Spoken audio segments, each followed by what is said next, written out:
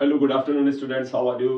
This is M Singh sir here. बेटा आज का वीडियो आपके लिए काफी इंपॉर्टेंट है क्योंकि आप में से जो बच्चे जी मेंस का राउंड 1 का सेशन 1 का एग्जाम दे चुके हैं और वो सेकेंड राउंड की तैयारी कर रहे हैं, उनके लिए भी इंफॉर्मेशन जो है यूजफुल है। और साथ ही साथ बेटा वो स्टूडेंट्स जो कि नीट 2024 का एग्जाम देने जा रहे हैं उनके लिए भी एक इंपॉर्टेंट इन्फॉर्मेशन इस वीडियो में है, इसलिए वीडियो में आप एंड तक बने रहिएगा। और अगर आप चैनल पर नए हैं तो काइंडली सब्सक्राइब कर लीजिएगा। बेटा जैसा कि आपको पता है 2024 के नीट में और जेईई मेंस का सिलेबस थोड़ा सा चेंज हुआ है। तो according to the change syllabus और reduce syllabus, according to the reduced syllabus of NEET and JEE 2024, क्या इस बार नीट में सवाल या जी मेंस के जो राउंड 2 होगा, जिसे हम सेशन 2 कह सकते हैं, उसमें क्या ओल्ड एनसीईआरटी के अकॉर्डिंग सवाल आएंगे या न्यू एनसीईआरटी के अकॉर्डिंग सवाल आएंगे। तो जी मेंस का जो राउंड 1 के बेटा 5 डेज जो पेपर हुए, जो 10 डिफरेंट पेपर्स हुए, उससे एक बात तो क्लियर कर दी है एनटीए ने कि एक भी क्वेश्चन वो जो रिमूव सिलेबस है, जो सिलेबस हटाया गया वहां से नहीं दिया गया है। तो इसका यह मतलब हुआ कि what ever is removed syllabus, कोई भी क्वेश्चन नहीं पूछा गया है। तो जेईई मेंस के जो राउंड 2 है उसमें भी अब नहीं पूछे जाने की ऐसी कोई चांस है, और ऐसी गलती करेगा भी नहीं एनटीए, क्योंकि जो सिलेबस है ही नहीं हमारे कोर्स में उससे क्वेश्चन नहीं बनता है। लेकिन बच्चों के मन में डाउट था और ये है कि हो सकता है एक आध क्वेश्चन इधर से दे दें, तो क्या हम पुरानी एनसीईआरटी के अकॉर्डिंग सिलेबस को पढ़ के जाएं? हमें से टीचर्स भी कई बार सजेस्ट कर रहे थे कि पुरानी एनसीईआरटी के हिसाब से ही पढ़िए। एक डर तो स्टूडेंट्स के मन में है और था भी, फियर ऑफ मिसिंग आउट,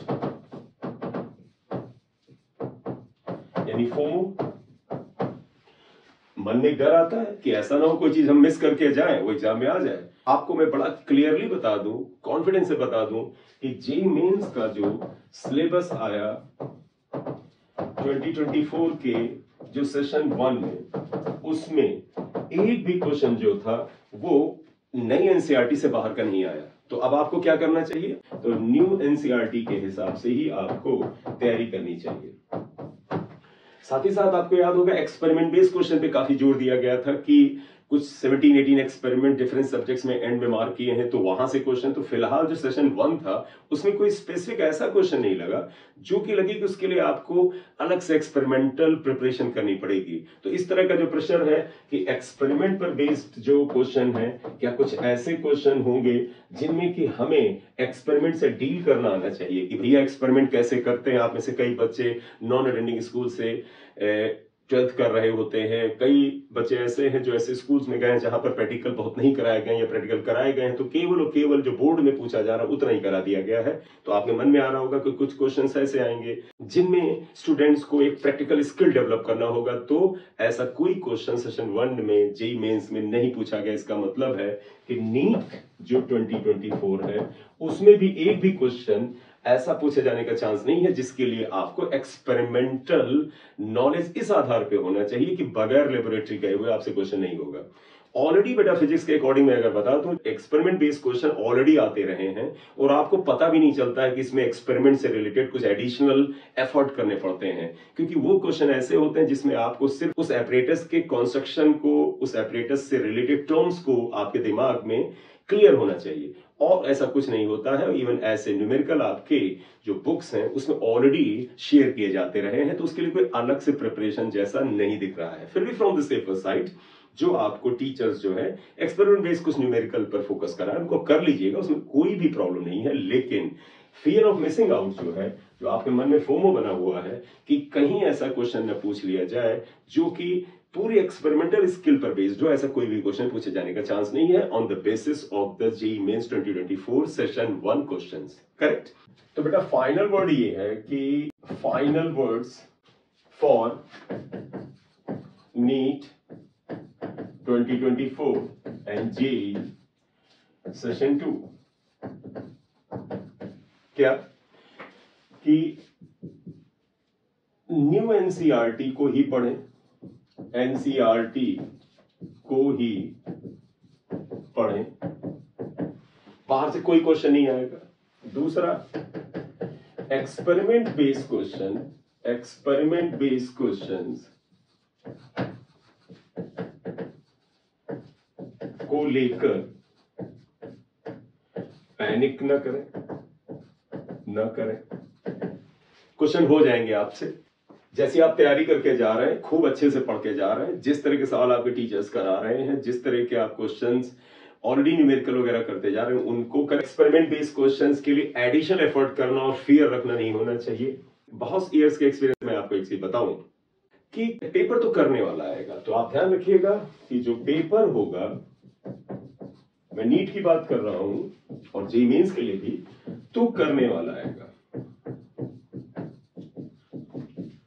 ही आएगा। अब करने वाले पेपर का क्या मतलब होता है बेटा?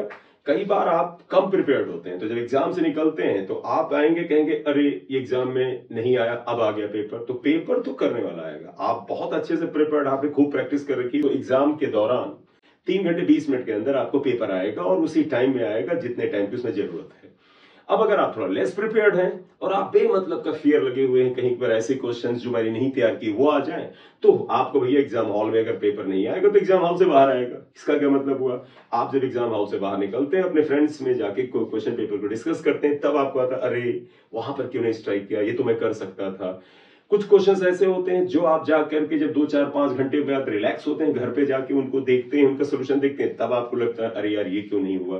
कुछ क्वेश्चंस ऐसे होते हैं जो 1-2 दिन बाद आप जब जाकर उनको ठीक से उनका सोल्यूशन देखते हैं और खुद सॉल्व करते हैं, तब आपको एहसास होता है अरे यार वहां पर क्यों नहीं आया। इट मीन्स क्वेश्चंस जो थे वो सब करने वाले थे और आपके एक सिलेबस के अंदर से ही थे। बस प्रॉब्लम ये थी कि आप या तो प्रेशर ऑफ एग्जामिनेशन आवर नहीं आप ठीक से मैनेज कर पाए, टाइम को आप ठीक से नहीं मैनेज कर पाए, या फिर आप थोड़ा सा लेस प्रैक्टिस थे, जिससे कि एग्जाम हॉल के दौरान क्वेश्चन को पढ़ते वक्त आपका दिमाग सही टाइम पर रिस्पॉन्ड नहीं किया। तो इसलिए मैं आपको बताऊं, सिलेबस को लेकर के पेपर का लेवल क्या होगा, क्या मुझसे क्वेश्चन हो पाएगा, इसकी चिंता करने की बजाय आप अपने रिवीजन को बढ़ाइए। लगभग 90 डेज आपके पास मौजूद है नीट के लिए।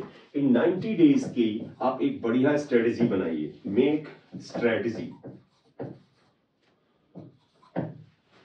मैंने अपने स्टूडेंट से क्या बोला है, जो बहुत ही अच्छे से तैयारी कर रहे हैं और जो ऐसा नहीं कि वो सब टॉपर ही हैं, वो बहुत ही मेहनत करके यहां पर आए हैं, इस पोजीशन पे आए हैं, उनको मैंने बोला है कि अब उनको क्या प्लान करना है। एक पूरा का पूरा सिलेबस वो या तो आज 4-5 फरवरी तक वो कर चुके हैं, और जो बच्चे नहीं कर पाए हैं उनको मैंने टारगेट दिया है और बच्चों ने भी उसके ऊपर पूरी तरह से सहयोग किया है कि वो 10 फरवरी तक अपने सिलेबस को पूरी तरह से कंप्लीट करने जा रहे हैं। मतलब समझे, उन्होंने सिलेबस अभी तक इस साल में डिफरेंट टेस्ट के थ्रू जाते हुए, साथ साथ हमारे चलते हुए 11th का और 12th का सिलेबस बहुत अच्छे से कर डाला है। कुछ बच्चों का किसी एक सब्जेक्ट का 2-3% सिलेबस बाकी है, कुछ बच्चों ने तो फरवरी के शुरुआत से पहले ही कर डाला है। तो उनको टारगेट दिया है जिनका थोड़ा बहुत रहेगा कि भाई 10 फरवरी तक आप एक फाइनल जो सिलेबस का आपका एक टेस्ट था उसको दे करके खत्म करिए। और ये टेस्ट ध्यान रखना, जो पिछले 6 महीने से रिवीजन चल रहा है उसके अंदर आपने कुछ टॉपिक्स को टेस्ट के लिए तैयारी के दौरान दोबारा तिबारा भी पढ़ा है। तो आप ये मत समझिएगा कि उन्होंने पिछले 6 महीने 8 महीने में उस सिलेबस को सिर्फ एक ही बार पढ़ा है, नहीं, बहुत से टॉपिक को टेस्ट के लिए उन्होंने दोबारा भी पढ़ा है और कई बार तिबारा भी पढ़ा है। तो अब ये है, एक फाइनली एक साइकोलॉजिकली दिमाग में आना चाहिए कि the 100% syllabus has been finished by each and every student till the 10th February. और अगर 10 फरवरी तक आपका पूरा सिलेबस एक बार आपके अनुसार हो गया है, अगले 1 महीने में यानी लगभग 10th मार्च के आसपास तक 1 मोर रिवीजन पूरे सिलेबस का हो जाना चाहिए। पूरे सिलेबस का मतलब जो सिलेबस पूरा है उसका एक और रिवीजन। इसके लिए आप जब करेंगे क्वेश्चंस, तो इसमें इस रिवीजन पे आपको क्वेश्चंस पे ज्यादा फोकस करना चाहिए। और हाँ, थोड़ा सिलेबस भी पढ़ना है, थोड़ा थ्योरी भी पढ़ना है, क्योंकि कि सीधे वगैरह क्वेश्चन के लिए चले जाते हैं तो आप भूलते हैं। तो इसलिए सिलेबस को, थ्योरी को उतना डिटेल में नहीं पढ़ना है जितना कि अभी आप पिछले 6 महीने में पढ़ते आए हैं, क्योंकि आपने वहां पर डिटेल्ड और डीप सिलेबस को बहुत अच्छे से रिवाइज किया है। तो अब आप जिस चैप्टर, जिस यूनिट को लेकर के चल रहे हैं उसके सिलेबस को थोड़ा सा स्पीड में पढ़िए और फिर उस चैप्टर के न्यूमेरिकल और क्वेश्चंस वगैरह को करिए। और इस तरह का एक रिवीजन आप 10 मार्च तक दीजिए। 10 मार्च तक 1 मोर रिवीजन करना है, 1 मोर रिवीजन करना है। ना हो पाए 10 मार्च तक तो आप बहुत ज्यादा है 20 मार्च तक चाहिए। फिर 20 मार्च से लेकर के आपको 20 अप्रैल तक एक और रिवीजन करना चाहिए, 1 मोर रिवीजन, 1 मोर रिवीजन। और इस रिवीजन के अंदर आप इस दौरान जो टेस्ट देंगे उसके अंदर ऐसे क्वेश्चन जिन्होंने आपके लिए थोड़ा चैलेंज क्रिएट किया, सोचने पे मजबूर किया, उन क्वेश्चंस को भी आप वहां पर कलेक्ट करेंगे, उनको भी लेकर के चलेंगे। और फिर बेटा 20 अप्रैल से फिर 4 मई तक आपका एक और फाइनल रिवीजन होना चाहिए। इस रिवीजन में आप ये जो आपका सेकंड और थर्ड रिवीजन है, इसमें आप जो है चाहें तो कुछ चैप्टर्स जो होते हैं जिनमें आपको लगता है कॉन्फिडेंट, तो उनके सिर्फ शॉर्ट नोट्स को भी तैयार करके आप उनके क्वेश्चंस का रिवीजन कर सकते हैं। वैसे शॉर्ट नोट्स वाला कंसेप्ट जो है वो लास्ट वाले रिवीजन में आना चाहिए, जो 20 अप्रैल से 4 मई के बीच होना चाहिए। उस समय आपके शॉर्ट नोट्स काम कर जाते हैं। लेकिन अभी से आप जो रिवीजन करें इसमें शॉर्ट नोट्स मत लगाइएगा। क्यों? क्योंकि वो शॉर्ट नोट्स जो होंगे वो आपके डीप स्टडी को थोड़ा सा बाधित करते हैं। तो इस तरह से आप प्लान करें। फाइनली आपको फिर बता दें, किसी भी तरह से आपको ओल्ड एनसीईआरटी के थ्रू जाने की जरूरत नहीं है। सारा सिलेबस न्यू एनसीईआरटी से आ रहा है, जिसके सारे के सारे इंडिकेटर जो है जी मेंस के सेशन 1 के एग्जाम में दे दिए हैं। और साथ ही साथ एक्सपेरिमेंट बेस्ड क्वेश्चन भी कोई स्पेसिफिकली ऐसे नहीं आए हैं जिसके लिए आपको एक्सपेरिमेंट बेस्ड क्वेश्चन के लिए अलग से तैयारी करनी पड़े और अलग से एक पैनिक लेना पड़े। There should be no fear of missing out. FOMO से दूर रहिए। ओल्ड एनसीईआरटी का और न्यू एनसीईआरटी का कंफ्यूजन दूर करिए।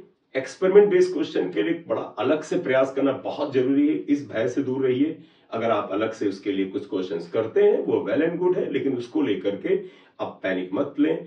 आप उसको लेकर के आप बहुत ज्यादा नेगेटिविटी में मत जाएं। इसी के साथ ये वीडियो एंड करेंगे। आप इस चैनल पे नए हैं तो खाली सब्सक्राइब कर दीजिएगा, लाइक कर दीजिएगा। दिस इज एम सिंह सरिया। Thank you.